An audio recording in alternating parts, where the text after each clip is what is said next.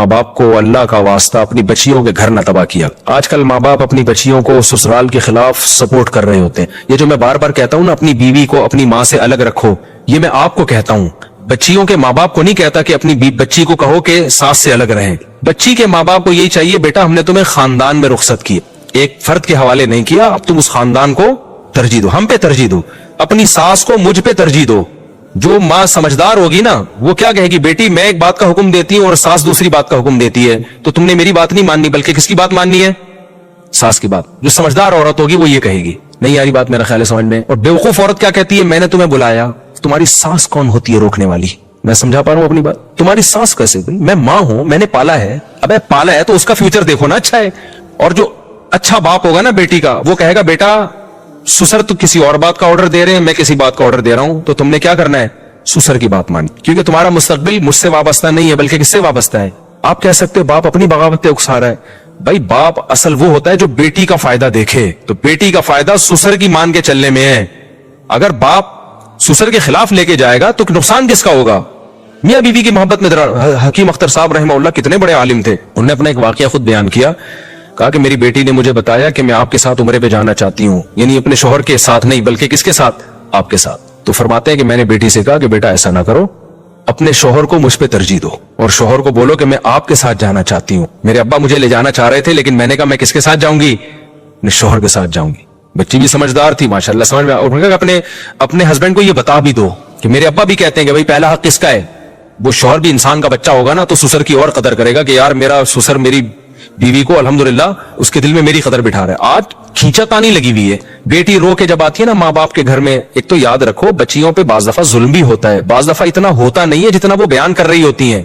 عورت کی ایک صفت ہے رونا، ان کو رونا جلدی آتا ہے، بعض دفعہ صحیح رونا بھی ہوتا ہے، کہیں یہ نہ سمجھے کہ جو بھی رو رہی ہے تو آپ بولے فراڈی ہے، لیکن عورت کی عادت یہ ہوتی ہے کہ بعض دفعہ اتنا بڑا مسئلہ نہیں ہوتا جتنا وہ رو رو کے بیان کر رہی ہوتی ہے۔ اب ماں باپ کا دل نرم ہوتا ہے اور ہوتا ہے ظاہر ان کو تو بیٹی سے محبت ہے، تجربہ ہوتا نہیں ان کو، وہ ایک دم جذبات میں آ رہا تھا، بچی روتی ہوئی آئی، یہ ہوا، ابا ایک دم توپے نکال کے نا میزائل کا رخ کر دیا سسرال کی طرف بچی کے، صحیح ہے نا بے میری بچی۔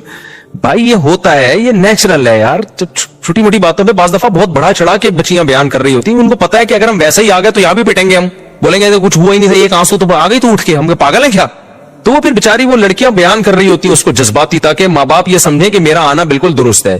تو میں یہ نہیں کہہ رہا کہ ماں باپ اس کو ایک دم ڈانٹنا شروع کر دیں کیوں آئی ہے، نہ اس کو آرام سے ریلیکس، اچھا ظلم ہوا ہو ابھی اس کے ہاں میں ہاں ملائیں، کیونکہ یہ بھی تو ہو سکتا ہے واقعی ہوا ہو، ایسا نہ بغاوت پہ آ جائے، بٹھائیں بیٹا، یہ بہت ہو گیا بیٹا، وہ کہ فون کریں میرے شوہر کو، فوراً کبھی بھی فون نہ کریں، نہ سسر کو، نہ ساس کو، نہ اس کے شوہر، آپ بٹھائیں، بہت غلط ہو گیا، میں تو پہلے ہی اس کا تھا کہ یہ صحیح نہیں ہے اس جگہ، یہ بھی بیٹھو بیٹا آرام سے، 2-4 دن گزاریں ٹھیک ہو جائے گی، اس کے بعد پھر پتا چلے گا کہ اتنا ہوا ہے یا نہیں ہوا۔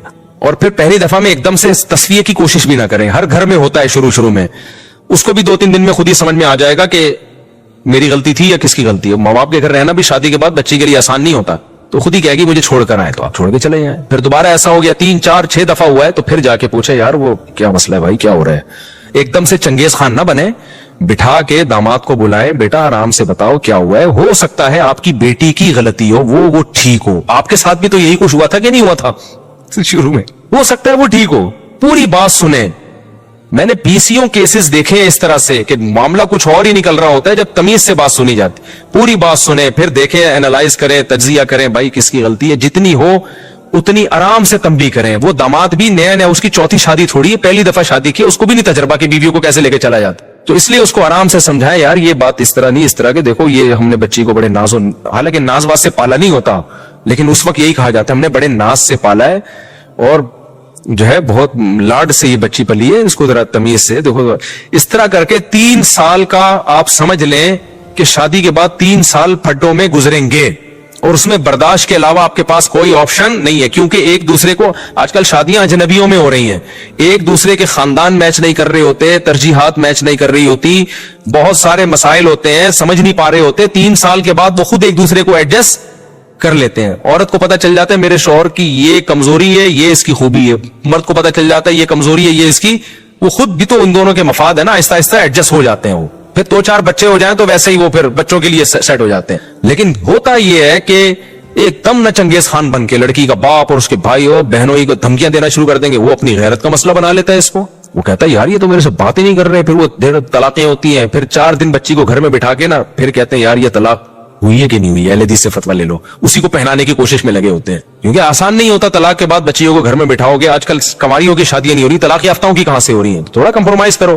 اچھا شوہر کو تو چاہیے کہ وہ اپنی بیوی کو الگ رکھے اپنی ماں سے. میں یہ شوہروں کو کہتا ہوں, عورتوں کو نہیں کہتا کہ آپ اپنے شوہر سے بولو کہ مجھے الگ ہوئی, اس سے گھر کا ماحول خراب ہوتا ہے. مرد کو چاہیے خود ہی یہ کام کر لے, خود یہ کام کرے کہ بھئی الگ رکھے اس کو, اگر اللہ نے وسائل دی. لیکن ماں کو نہیں چاہیے کہ اپنی بچی کے کان بھرے, میرا بیان سنا سنا کے مفتی صاحب بھی یہی کہتے ہیں کہ الگ رہنا چاہیے. تم اس سے ماحول خراب ہونے کے علاوہ کچھ بھی حاصل.